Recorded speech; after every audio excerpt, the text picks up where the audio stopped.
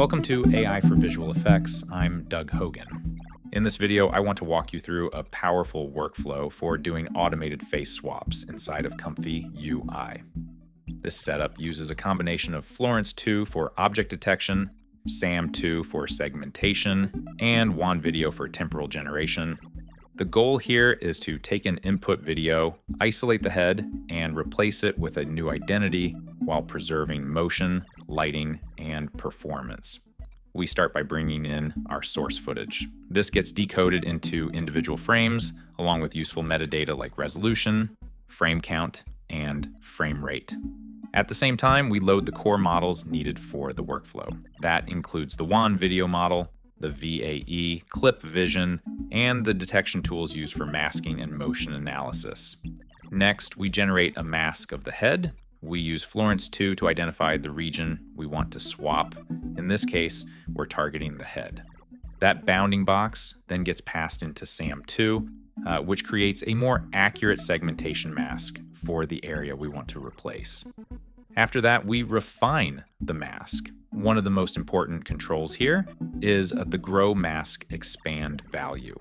This needs to be large enough that the mask is not hugging the silhouette of the head too tightly. If the mask is too close to the existing outline, the model has less freedom to reinterpret the shape and integrate the new face naturally. It sometimes needs a little room to be creative. So keep an eye on this. Depending on the shot, this is one of the first settings I would adjust. From there, we prep the driving data. We run pose and face detection on the original footage, so the generated result can follow the existing motion and performance of the source footage. At the same time, we bring in a reference image, which defines the new identity we want to apply. We also generate an auto prompt using QWEN VL. This analyzes the reference image and creates a detailed text description that helps guide the model during generation.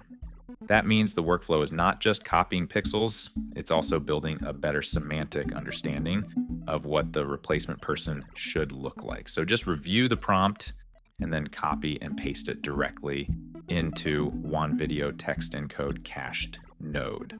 Now everything comes together inside QWEN. We combine the reference identity, the pose information, the original background, and the mask. The sampler then generates a new sequence where the face has been replaced while still following the timing, motion, and overall structure of the source footage.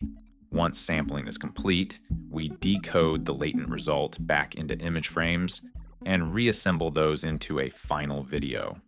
We can also bring the original audio back in at this stage, which makes it easy to preserve sync from the source shot. The result is a temporally consistent face swap. Now, a couple tips because a few things may need to be adjusted depending on your footage. The grow mask value is a big one, like we talked about earlier. But you may also want to tweak the reference image and the prompt to get the best results. Shots with strong motion, motion blur, extreme angles, or difficult lighting may need a little more iteration. One nice thing about this workflow is that it also includes an app mode. So if you're not comfortable working inside a dense node graph, you can still use the setup through a much simpler step-by-step process. You simply upload your footage, upload your reference image for the object swap, identify what you want to replace, in this case, the head, and then click go.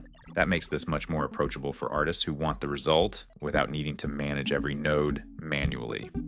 So that's the workflow, a flexible face swap setup that combines automatic masking, motion analysis, reference-driven prompting, and temporal video generation all in one place.